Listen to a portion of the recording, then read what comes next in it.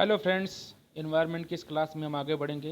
हमारा टॉपिक है आज घास परितंत्र। मैंने पिछली परितंत्रों पर चर्चा किया था। पिछली क्लासों को आप देख करके समझ गए होंगे कि परितंत्र, पारिस्थितिकी तंत्र की स्टोन प्रजाति, कुंजी, उसके बाद फिर ये पारिस्थितिकी, पर्यावरण क्या चीज़ें होती हैं। तो इस कड़ी में आज हम घास परितंत्र देखेंगे। आपको मैंने पूर्व की क्लासों में बताया था कि इन जो परितंत्रों का निर्माण हुआ है बेसिकली आपके जलवायु परिवर्तन के कारण हुआ है। सारी चीज़ें जलवायु पर ही डिपेंड करती हैं। जैसे आपका जलवायु होगा वैसे आपका वहाँ पर रहन सहन होगा, खान पान होगा, सारी चीज़ें होंगी। वहाँ के पेड़ पौधे, जीव जंतु उसी प्रकार से होंगे। जैसे आप अफ्रीकन हाथी और इंडियन हाथी में अंतर देख लीजिए, और अफ्रीकन शेर और इंडियन शेर के अंतर में देख लीजिए। तो जलवायु डिस्टर्बेंस के कारण जो होता है, शारीरिक बनावट, सोच समझ सारी चीज़ों में अंतर हो जाता है। ठीक है, तो चलिए स्टार्ट करते हैं। घास के मैदान उन क्षेत्रों में पाए जाते हैं जहां सुपरिभाषित उष्ण, शुष्क, गर्म एवं वर्षामय जलवायु होता है। मतलब कहने का इनका मतलब यह है कि उष्ण भी हो, शुष्क भी हो, गर्म भी हो और वर्षामय जलवायु भी हो। मतलब सारी परिस्थितियाँ वहाँ हों तो वहाँ पर घास के मैदान पाए जाएंगे। घास परितंत्र में को सवाना परितंत्र भी कहते हैं। दूसरा नाम इसका है सवाना परितंत्र। अफ्रीका में सवाना क्षेत्र आपको पता होगा कि बहुत बड़ा घास का मैदान है वहाँ पर। ठीक है, वहाँ पर अनेकों प्रकार के जीव जंतु रहते हैं। घास परितंत्र में वृक्षहीन शाकीय पौधों के आवरण रहते हैं। मतलब वहाँ बड़े बड़े वृक्ष नहीं रहेंगे लेकिन शाकीय पौधे छोटे छोटे के रूप में रहेंगे। हाथी घास आपको नाम पता होगा, हाथी घास भी एक होता है, बहुत बड़ी घास होती है। घास स्थलीय क्षेत्र कम वार्षिक वर्षा वाला होता है जो कि 25 से 75 सेंटीमीटर प्रति वर्ष के बीच रहता है। ठीक है, मतलब वार्षिक वर्षा वहाँ पर 25 से 75 सेंटीमीटर प्रति वर्ष ही रहेगी। ठीक है, घास स्थल की प्राथमिक उत्पादकता वर्षा की मात्रा से सीधा संबंध होती है। मतलब घास स्थल वहाँ पर पाए जाएंगे जहाँ पर वर्षा की मात्रा जैसी होगी। ठीक है, घास स्थल के औसत कुल जीव भार का लगभग आधा भाग जमीनी सतह के नीचे अवस्थित रहता है। मतलब कहने का मतलब यह है कि जो घास स्थल जहाँ होते हैं वहाँ का जीव जंतु जो है ऊपर से ज़्यादा जो है ज़मीन के अंदर रहता है। प्राथमिक उत्पादकता की तुलना में जड़ों की भागीदारी ज़्यादा होती है जो कि कुल उत्पादकता का 75 से 85% तक होती है। मतलब वहाँ की जो जड़ें होती हैं, जो घास की जड़ें होती हैं, ऊपर से ज़्यादा वो नीचे कारगर होती हैं। मतलब उनके वहाँ के जड़ों से ज़्यादा लोग उत्पादन करते हैं। घास के मैदान धरातल का लगभग 20% भाग घेरे हुए हैं। ये उष्ण व शीतोष्ण दोनों प्रकार के क्षेत्रों में पाए जाते हैं। मैंने आपको ऊपर बताया था, अगर नहीं बताया समझ लीजिए कि देखिए जलवायु जो होती है घास के मैदान आपको मिडिल चीज़ों में पाया जाएगा। मतलब ना बहुत ज़्यादा गर्म हो ना बहुत ज़्यादा ठंडा हो, ऐसे क्षेत्रों में पनपने फूलने की व्यवस्थाएं होती हैं, जैव विविधता भी होती है। तो जो घास के मैदान होते हैं दो क्षेत्रों में पाए जाते हैं, एक उष्ण कटिबंधीय क्षेत्रों में और एक शीतोष्ण कटिबंधीय क्षेत्रों में। और इसी के आधार पर सारी चीज़ें बांटी जाती हैं। आपको पता होगा कि घास के मैदानों के बारे में पूछते हैं क्वेश्चंस। तो यहाँ पर देख लीजिए, जैसे विश्व के विभिन्न घास के मैदान में उत्तरी अमेरिका में आपको पता होगा कि प्रेरी घास के मैदान पाए जाते हैं। एक सेकंड, यूरेशिया में स्टेपीज घास के मैदान पाए जाते हैं। यूरेशिया मतलब एशिया और यूरोप, मतलब रसिया एशिया वाला रीजन जो है सभी मिला करके। अफ्रीका में सवाना घास के मैदान पाए जाते हैं। दक्षिण अमेरिका में पंपास घास के मैदान पाए जाते हैं। ऑस्ट्रेलिया में डाउन्स पाया जाता है। दक्षिण अफ्रीका में बेल्ड पाए जाते हैं। न्यूजीलैंड में कैंटरबरी पाया जाता है। हंगरी में पुस्टाज घास के मैदान पाए जाते हैं और ब्राज़ील में कंपोज घास के मैदान पाए जाते हैं। ठीक, अब ये भी जो है उष्ण और शीतोष्ण में बटा हुआ है। ठीक है, तो इसके लिए जो है ज्योग्राफी में अलग टॉपिक है, उस पर हम चर्चा करेंगे। इसके लिए आप परेशान मत होइए। आप बस इतना जानिए कि अब इसमें पूछते हैं कि कौन सा शीतोष्ण कटिबंधीय घास है, कौन सा उष्ण कटिबंधीय घास है। तो भैया मकर रेखा के नीचे आप देखेंगे तो शीतोष्ण कटिबंधीय हो जाएगा। कर्क और मकर के बीच में होगा तो वो उष्ण कटिबंधीय क्षेत्रों में पाया जाएगा। अब आपको डाउन से क्या लगता है किस क्षेत्रों में है? प्रेरी, उसके बाद पंपास किस क्षेत्रों में पाया जाता है? ठीक है, उसके बाद यहाँ पर सिलवास को कंपोज को छोड़िए, ये सब तो उष्णकटिबंधीय क्षेत्रों में पाए जाते हैं। बाकी ये तो शीतोष्णकटिबंधीय क्षेत्रों में पाए जाते हैं। ठीक है, उसके बाद देखिए मरुस्थलीय पारिस्थितिकी तंत्र, ये क्या होता है भाई? जैसे आपके वर्षावन क्षेत्र वाले में सवाना घास के मैदान पाए जाते हैं। उसी प्रकार आपका जो है सदाबहार वर्षावन क्षेत्र परितंत्र पाया जाता है, उसके बाद मरुस्थल भी परितंत्र होता है, डेजर्ट ऑफ इकोसिस्टम। ठीक है, ये क्या है?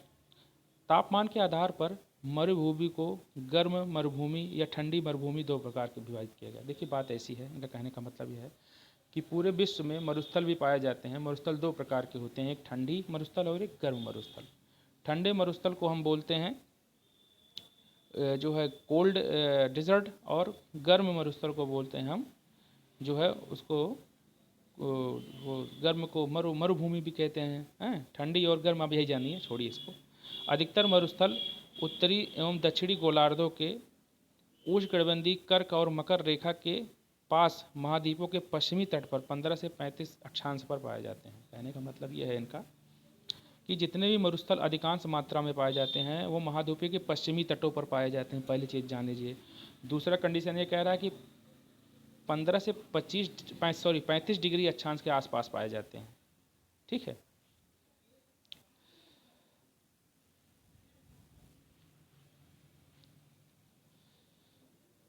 उसके बाद यहाँ पर देखिए मरुस्थलीय पौधों की विशेषताएं क्या हैं। तो ये अधिकतर यहाँ पर जो पौधे होते हैं वो झाड़िए नुमा होते हैं। झाड़िए नुमा इसलिए होते हैं क्योंकि ये वर्षा यहाँ के जो है तापमान जो होता है वो बहुत ज़्यादा जल्दी गिरता है और बहुत जल्दी जो है ठंडा होता है। तो यहाँ पर तापमान अंदर से पानी एब्जॉर्ब बना, इसलिए वहाँ की पत्तियाँ जो होती हैं कांटे को नुकीला बना लेती हैं, जिस प्रकार टुंड्रा और टाइगा क्षेत्रों में पाया जाता है। ठीक है, इनमें पत्तियाँ नहीं होती हैं या फिर बहुत छोटी होती हैं, नुकीली होती हैं। पत्तियाँ तथा तने गूदेदार होते हैं, मुलायम होते हैं, मैंने आपको कोरिलेट करके बताया था, जो जल को संचित रखती हैं। कुछ पौधों में तनों में प्रकाश संश्लेषण के लिए क्लोरोफिल पाया जाता है। जड़ें बहुत लंबी और गहराई तक विस्तृत होती हैं।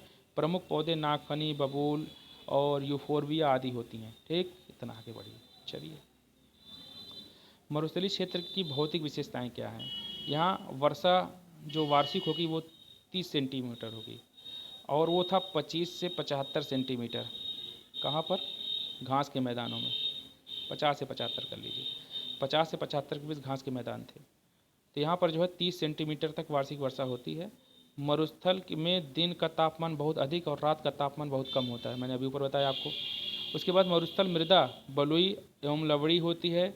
ये पोषक तत्वों की धनी होती हैं। यदि यहाँ पानी मिल जाए तो अपना काम बहुत अच्छी तरीके से करती हैं। आपको पता होगा कि ये आपका एक कैनाल गया हुआ है जोधपुर, जैसलमेर, बीकानेर से, शायद इंदिरा नहर है। ठीक है, और हरिके बैराज से निकला हुआ है। आप देखिए वो क्षेत्र कितना उपजाऊ है, वहाँ की मिट्टी कितनी अच्छी है।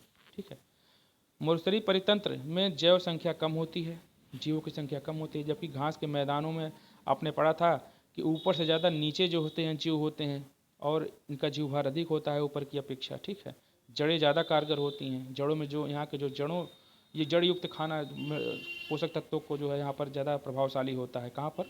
अभी आपने घास के मैदानों में पढ़ा था। तो यहाँ पर आप जान लीजिए कि यहाँ का जीव भार सबसे कम होता है। यदि जल की आपूर्ति कर दी जाए तो मरुस्थलीय मृदा अत्यधिक उपजाऊ होगी। देखिए मैंने जो बोला यहाँ पर लिख करके दिया है इन्होंने। ठीक है, मरुस्थलीय परितंत्र के जीवों की विशेषताएं, ये तेज़ दौड़ने वाले जीव होते हैं। शुतुरमुर्ग आप देखिए कितना तेज़ दौड़ते हैं। यहाँ पर देखिए एक रसल वाइपर स्नेक होता है, बहुत खतरनाक, बहुत तेजी से, बहुत हाई स्पीड होता है। ये प्रायः रात्रिचर होते हैं जो सूर्य की गर्मी से दूर रहते हैं। दिन भर ये लोग जो होते हैं वो रेत के अंदर घुसे रहते हैं, रात में निकलते हैं कि ठंडा होता है। ये गाढ़े सांद्र मूत्र का उत्सर्जन करके जल को संरक्षित रखते हैं। आपको पता होगा कि ऊँट जो है, रेगिस्तानी जो है उसको जहाज कहा जाता है। आप देखिए वहाँ पर उसका जो मूत्र होता है किस गाढ़ा सांद्र होता है। जंतु एवं पक्षी सामान्यतः लंबी टांगों वाले होते हैं। ठीक है, रेगिस्तानी मरुस्थल के जीव ऊँट के पैर गद्देदार होते हैं और ये कई दिनों तक बिना पानी पिए रह सकता है। सबसे ज़्यादा यदि पानी पिए कोई अगर रह सकता है तो चूहा और कंगारू होते हैं, उसके बाद तब ऊँट आता है। ये 75 दिन तक चूहा कंगारू नहीं पी सकते हैं, इतने खतरनाक, आपको पता ही नहीं होगा। लेकिन घटना चक्र उठा करके देखेंगे इन्वायरमेंटल सेगमेंट में तो वहाँ बताया गया है।